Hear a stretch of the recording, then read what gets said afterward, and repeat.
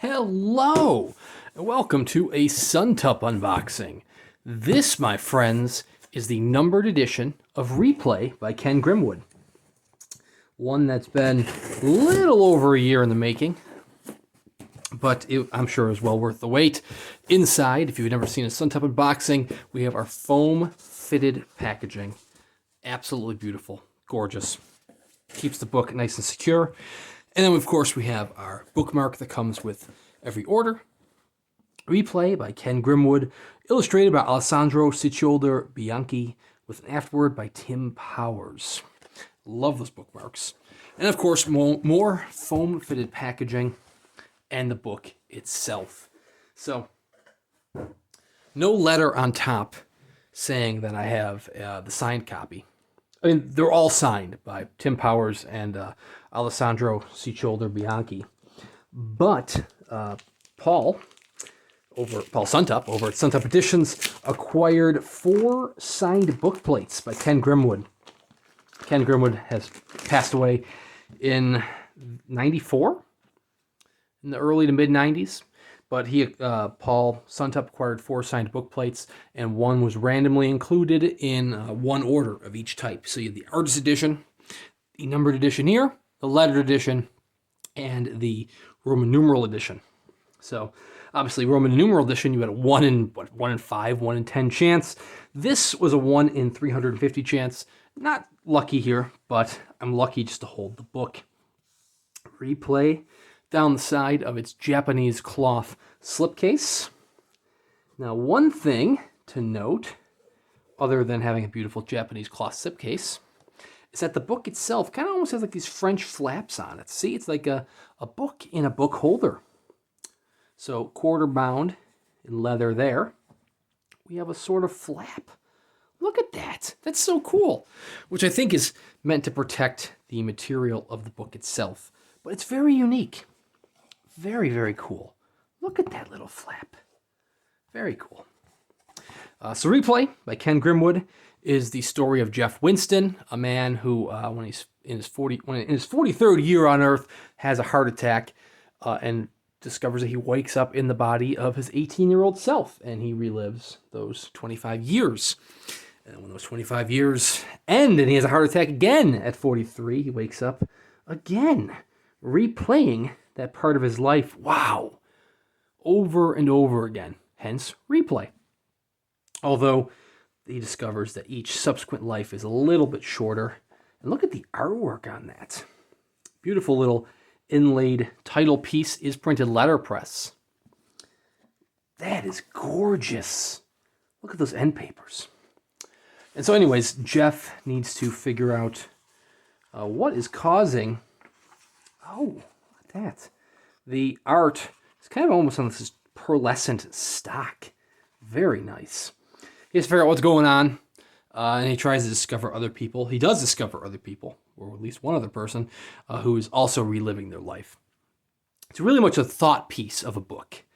And I'm glad the Tim Powers piece is an afterword instead of a foreword, because Tim Powers really summarizes the whole novel in such a beautiful Tim Powers way.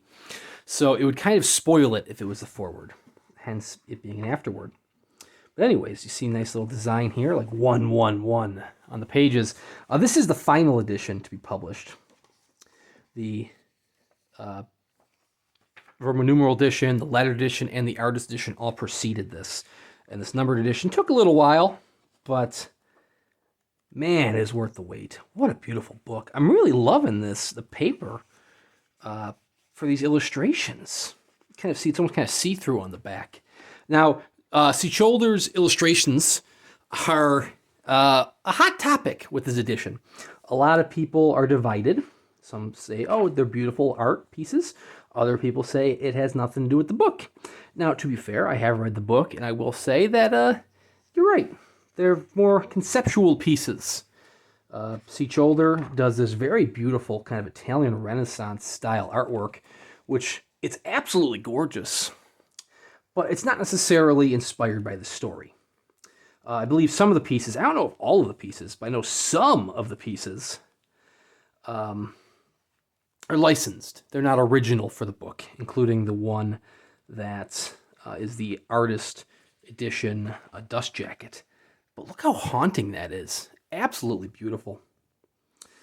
Absolutely gorgeous. So yeah, it's a time loop novel.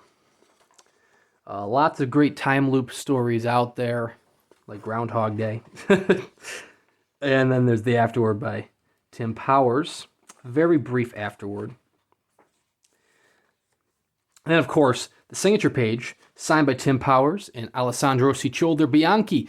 This is number 127. Oh, it was 10 Roman numeral copies. But man, what a gorgeous, gorgeous edition.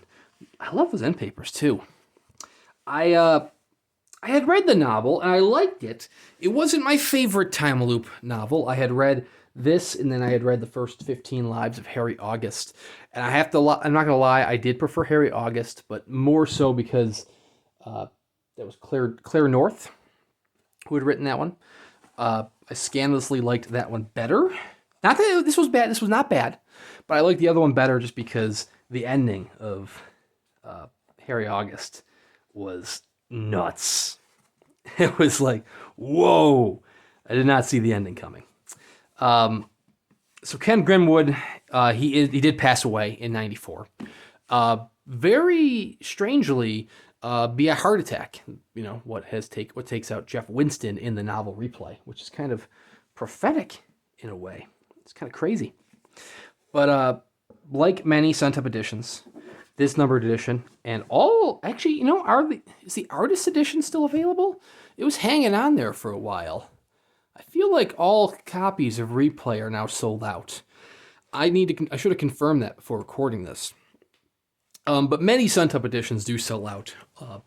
Not so much right away like they used to, but a lot of them sell out pretty darn quickly. There are still copies available, like The Handmaid's Tale. Even Blackwater has copies available still. Look at that. That's nice. What a nice looking book. I believe all of Replay is sold out. The If You See Her by Anya Alborn, her hat trick title, is still available right now. That was the August title. That is available in the numbered edition and the classic edition, which is taking the place of the artist edition because it is signed by both the artist and Anya Alborn. So you can get a copy that is signed by the author for the price of an artist edition, which has gone up from when the artist edition started. It's still very much in line with like a nice Subterranean Press numbered edition these days, or a Centipede Press edition. Although I will say a lot of Centipede Press titles have been keeping it a little under $100, which is more affordable. But right around the corner for the month of September, which will be next week when it comes out, when it's announced, is going to be Stepford Wives by Ira Levin. Very, very powerful book. Well, more like novella. It's a really short novel by Ira Levin, which will be his second title in the Suntup canon. The first, of course, being Rosemary's Baby, one of the earliest Suntup titles. I think that was number 3? Because I think Horns was 2, and then Rosemary's Baby was 3, or maybe I have that reversed. Maybe Rosemary's Baby was 2. No, you know what? No, I'm wrong. I corrected myself. 2 was Haunting of Hill House.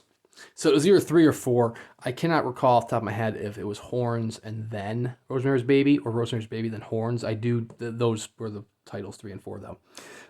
However, as I was going to say, the numbered edition of Rosemary's Baby, not Rosemary's Baby, the numbered edition of Stepford Wives is rumored to have been written by Peter Straub, who actually just passed away. So it might actually be,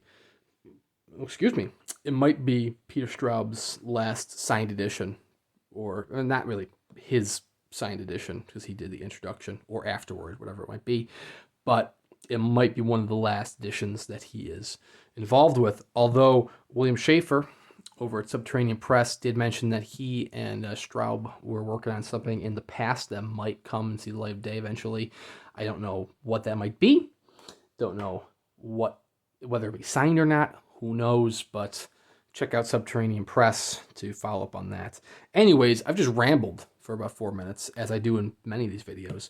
But thank you very much for watching. Thank you, Paul, for such a beautiful, beautiful book. Please check out Suntup Editions, and we'll see you around next time.